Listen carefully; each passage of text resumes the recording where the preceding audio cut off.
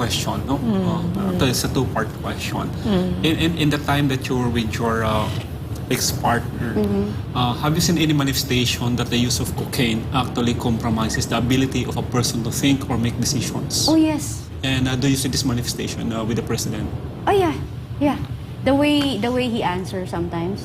Actually, not sometimes, most of the times. Kasi I'm watching now how he answers. And the way, like, even the First Lady act. Yeah. Yes, and I know you will, ang daming tataas na kilay dyan na Alta na kaibigan nila. Again, I'm just saying that, sinasabi ko lang yung totoo. Kung di totoo yung sinasabi ko, eh di po awayin niyo ako. Di ba? Kung mamatay na ho tayo lahat, mamatay ng mga anak natin yung nagsisinungaling sa atin. Okay? So, for me, sinasabi ko lang yung totoo. Kung nagagalit kayo sa katotohanan, nasa sa inyo na po yun. Sa Diyos na po tayo sumagot. Diba?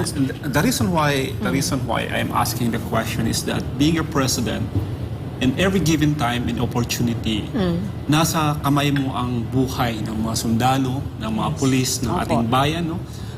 When it even comes to economics, kung saan pupunta yung economic operation na nangyayari sa mga Pilipino, is that you must be at your best at any given time to make this kind of decisions.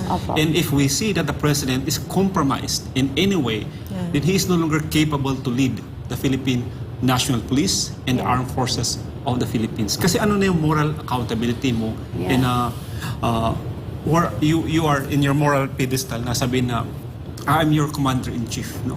When you know for a fact that your decision-making is compromised by the use of cocaine. And that's why I'm asking the question, do you see these manifestations? Kasi we will ask the Armed Forces of the Philippines and the Philippine National Police na ano naman yung moral obligation nyo and moral accountability nyo if you know for a fact that you are being led by a drug addict or by a cocaine user, no? So, kung hindi nyo kayang magbigay ng accountability or mag-demand ng accountability, do you expect more, no? Yung kasama lang sa indigenous communities, yung sa mga urban poor, to make those kind of demands, while in fact, kayong nasa power cannot even make that demand. Kasi it takes a lot of courage to do that. So, ang tanong natin is, do you have, sa Armed Forces and sa Philippine National Police, with this kind of evidence that we have at hand, do you have the moral courage to demand accountability from your Commander-in-Chief? I think they have the right. Yeah. Because like they are here to protect the people. You know, yes, I understand that you need to protect also our president. But if you're like any other like leaders in our country, but if you are like, if you're seeing something wrong and it's like, you know for a fact that in the future it will be more damaging and you guys are the frontliners, kayo yung nasa harapan, kayo ang isasalang eh. Simple lang. Nandyan sila sa likod, kayo humaharap. Gusto nyo bang maraming masakripisyong military and kapulisan dahil sa mga maling desisyong ginagawa nila? Dahil sa kanilang personal na interest? Hindi po ba dapat hindi? Aside from one of the persons that you mentioned, nakikita mo ba yung ibang kasama nila na nagko-cocaine doon sa circle of governance natin? Or making decisions for the people?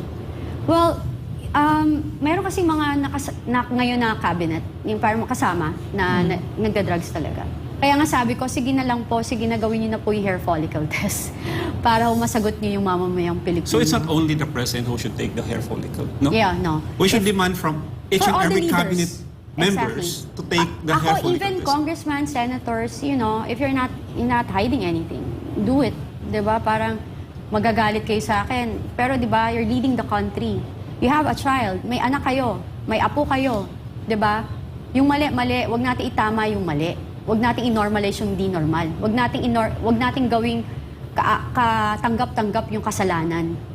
Sa mga members ng cabinet, would you know how many at least personal mong alam kahit hindi sa cabinet but within the circle of the president na at least government employee? Sinabi ko na ako, 'di ba? Okay. Sinabi ko na. Pakiulit. Sinabi ko naman siya. Yeah, sinabi ko naman. Si Special Assistant to the President, si Lagdameo. Si Anton.